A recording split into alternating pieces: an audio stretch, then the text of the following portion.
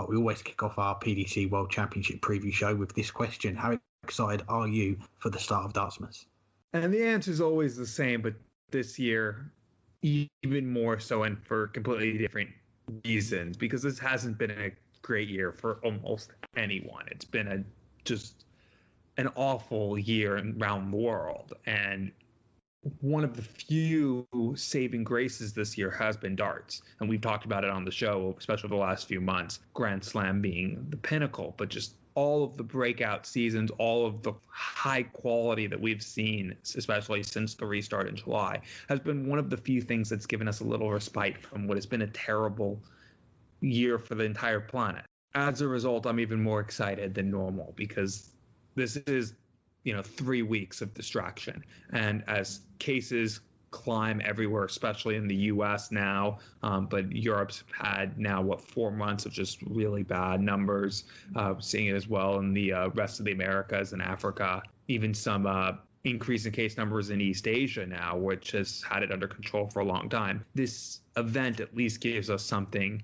for an extended period of time to distract us, to excite us, to entertain us, and we need that right now. So the answer is always very excited for the start of Dartsmas, but this year for completely different reasons. I'm ready for it to start. I want it to start. I don't want it to ever end. It will end a little bit later than normal, go to all the way to January 3rd, but maybe that's a good thing because 2021 can't be worse than 2020, and to get 3 days of darts to start it off as opposed to just one evening is a blessing that I'm looking forward to.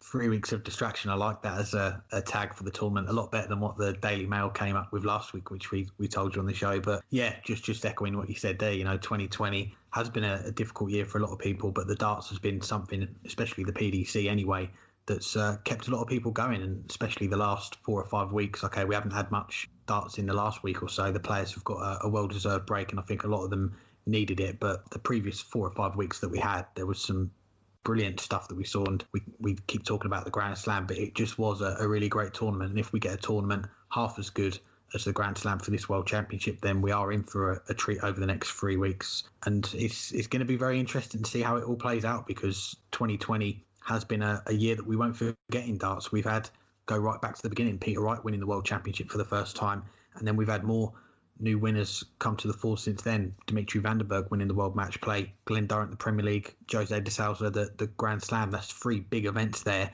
all won by players that had never previously won a PDC televised title. So it kind of tells you that there's more players now capable of winning these big events than there was ever before. And as a darts fan, as people that follow this sport, if they just follow it for the World Championship or they follow it all year round like we do and a lot of our listeners do, it's going to make for an exciting tournament. And of course, Michael van Gerwen will go in as the favourite. He'll go into it with more form than he's had in recent times, given that he's just won that Players' Championship finals, the last event before we get into Ali Pali. It sets itself up really nicely, and I think just can't really wait for it to get going. We're 7 days away when we're talking. Let's get it on.